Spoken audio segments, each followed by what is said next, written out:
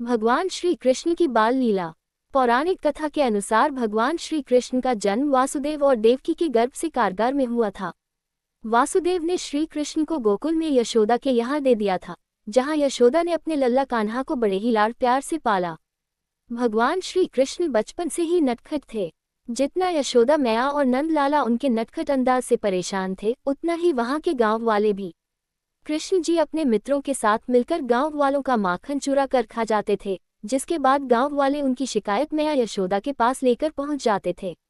इस वजह से उन्हें अपनी मैया से डांट भी खानी पड़ती थी। कालिया नाग का वध। कालिया नाम वध। कालिया नाग का वध श्री कृष्ण की प्रचलित बाल लीलाओं में से एक है। एक बार श्री कृष्ण अपने मित्रों के साथ यमुना नदी के किनारे गेंद से खेल रहे थे।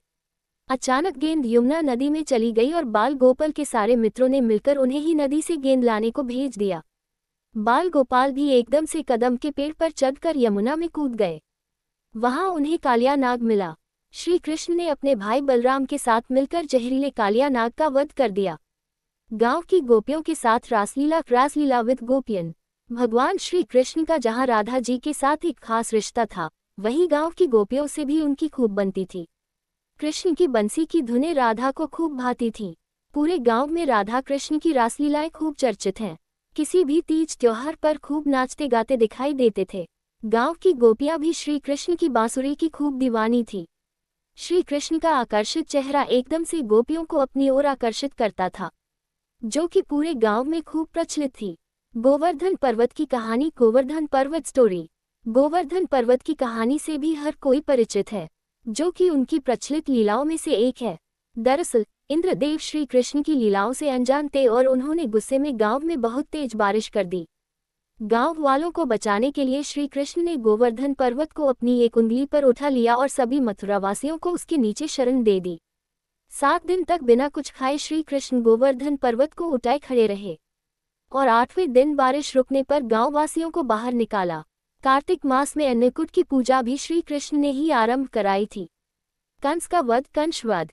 देवकी और वासुदेव की विदाई के समय ही कंस को आकाशवाणी हो गई थी कि देवकी का 8वां पुत्र ही कंस का वध करेगा।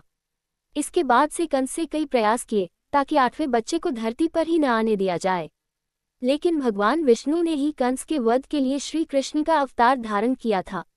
कंस ने श्री कृष्ण को मारने के लिए कई उपाय अपनाए, लेकिन वे सभी में विफल रहा। श्री कृष्ण और बलराम के अद्भुत पराक्रम को देखकर कंस ने उन्हें एक पहलवान के हाथों मरवाना तय किया। इसके लिए कंस ने श्री कृष्ण और बलराम को पहलवान से लड़ने के लिए आमंत्रित किया, लेकिन उन्होंने उस पहलवान को मार दिया और कंस का भी वध कर वासुदेव और देवकी को कारागार से मुक्त करवाया। कंस के वध के बाद कृष्ण और बलराम शिक्षा के लिए अपने गुरु के आश्रम चले गए। कुछ दिन श्री कृष्ण ने द्वारका में ही बिताए। इसके बाद महाभारत का ऐतिहासिक युद्ध पांडवों और कौरवों के बीच लड़ा गया, जिसका नेतृत्व श्री कृष्ण ने किया।